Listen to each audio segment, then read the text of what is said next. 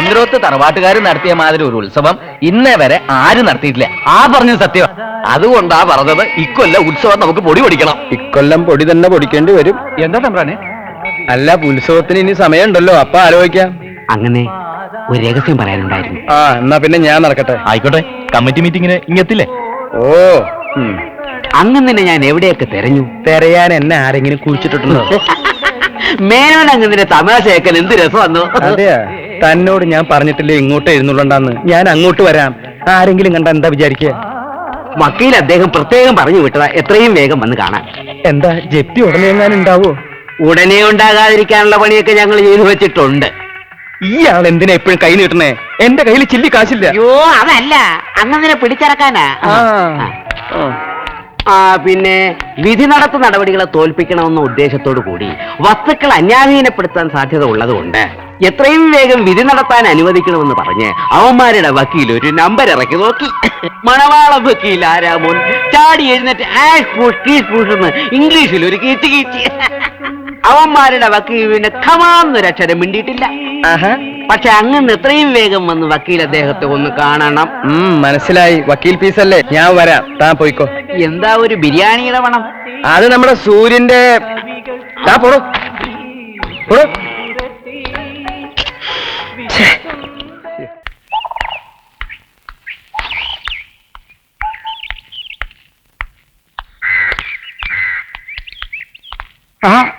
തമ്പുരാൻ എവിടെ പോയിട്ട് വരികയാണാവോ? ടൗണിൽ പോയിട്ട് വരിക. ആ മീനും കൊണ്ട് മാരാരെ എവിടേക്കാ? ഇന്നൊരു ജപ്തിലേലം ഉണ്ടേ. തമ്പുരാൻ അറിയും, ഇവിടെ ചെറുതുരുത്തിയിലെ വലിയ മനക്കല. എന്താ ഈ കേക്കണേ? വലിയ മനക്കില് ജപ്തിയോ?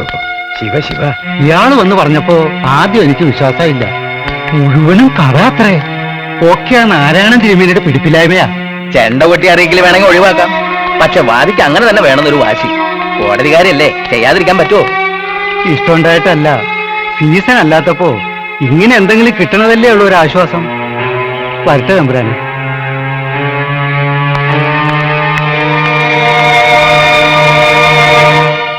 നായര് പിടിച്ച പുലുവാലി.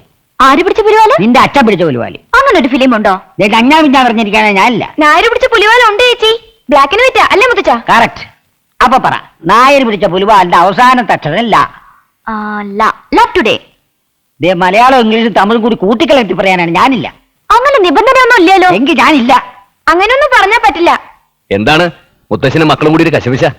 ഞങ്ങൾ സിനിമകളുടെ പേര് പറഞ്ഞ് കളിക്കുകയായിരുന്നു. കഥാകൃത്ത് കൂടുന്നോ? കൂടാലോ. ഇയാളുടെ കഥയ്ക്ക് പേര് വലുതായോ? പേര് ആയുഷ്മാൻ ഭവ. അസല് പേര് എനിക്കിഷ്ടായി. അപ്പൊ എന്നെ പോലെ ദീർഘായുസായിട്ടിരിക്കുന്ന ആളുടെ കഥയായിരിക്കും അല്ലേ? ദീർഘായുസാണോ അല്പായുസാണോ എന്ന് പറയാൻ പറ്റാത്ത ഒരാളുടെ കഥയാ. അതെന്താ അങ്ങനെ? അത് കഥയിലെ ഹീറോ വല്ലാത്തൊരു പ്രതിസന്ധിയിൽ അകപ്പെട്ടിരിക്കുക. ആഹാ, എന്ത് പ്രതിസന്ധിയിലാ അകപ്പെട്ടിരിക്കണേ? പറഞ്ഞു കൊടുക്കൂ സൂര്യ. പ്രതിസന്ധികളെ പുഷ്പം പോലെ കൈകാര്യം ചെയ്യാൻ ദേവയ്ക്ക് നല്ല വൈഭവ. പറയാണെങ്കിൽ ആദ്യം മുതൽ പറയണം. അതായത്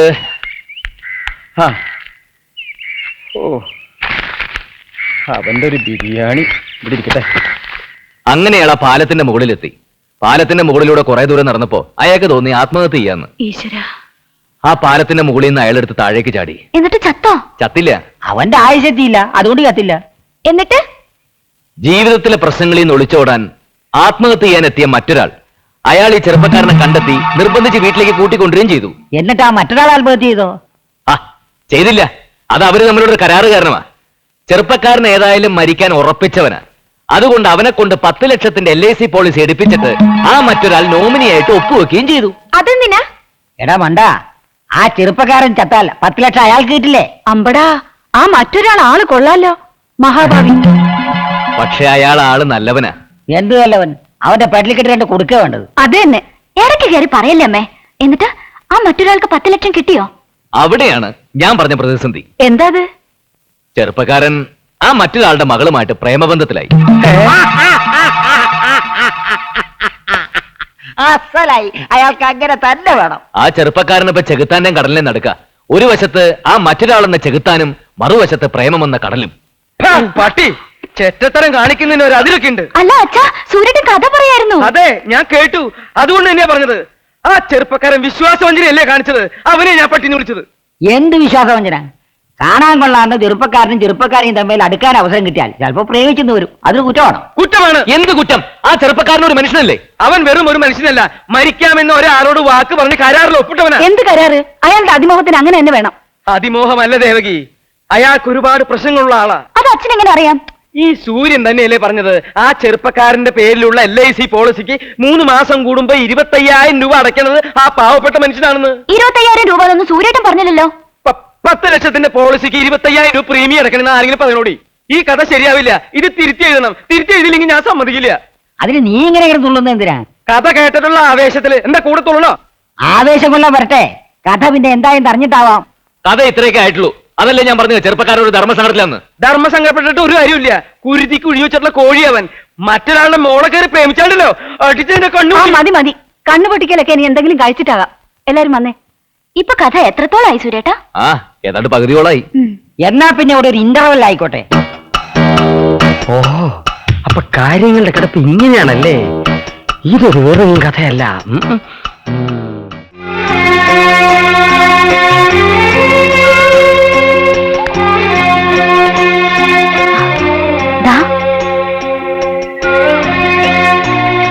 കഥ ആലോചിക്കാവൂ. അല്ലടാ, ഉറക്കാണെന്നാ തോന്നുന്നേ. വാ നമുക്ക് നോക്കാം.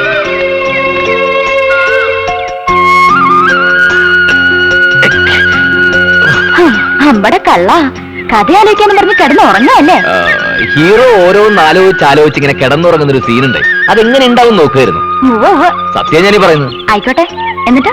എന്നിട്ടെന്താ? അപ്പോഴേക്കും സുമംഗലയെ പോലെ കഥാനായിക വന്ന് വിളിച്ചോണത്തി. അപ്പൊ വില്ലിനെപ്പോഴാ വരിക? ഏത് സമയത്തും വരാം. ഹീറോ മരിക്കോ? പറയാറായിട്ടില്ല. മരിക്കണ്ട കേട്ടോ, മരിച്ച എനിക്ക് സങ്കടാവും. കരയിപ്പിക്കണ സിനിമ എനിക്ക് ഇഷ്ടമല്ല. എല്ലാരും ചിരിപ്പിക്കണം തന്നെ എന്റെ മോഹം. പക്ഷെ വിധി എന്ന് പറഞ്ഞൊന്നുണ്ടല്ലോ, അതിന് നമുക്ക് എന്താ ചെയ്യാൻ പറ്റുക? മാൻ പ്രപ്പോസസ്, ഗോഡ് ഡിസ്പോസസ്. കേട്ടിട്ടില്ലേ? എടേ, കഥ ആലോചിക്കുന്ന സ്ഥലത്ത് ഒന്ന് ശല്യം ചെയ്യുമെന്ന് ഞാൻ പറഞ്ഞിട്ടില്ലേ? ഹീറോ മരിക്കണ്ട കേട്ടോ, പ്ലീസ്. എന്നെ ഓർത്ത്. പറഞ്ഞത് കേട്ടില്ലേ? പോയ രണ്ടാളും.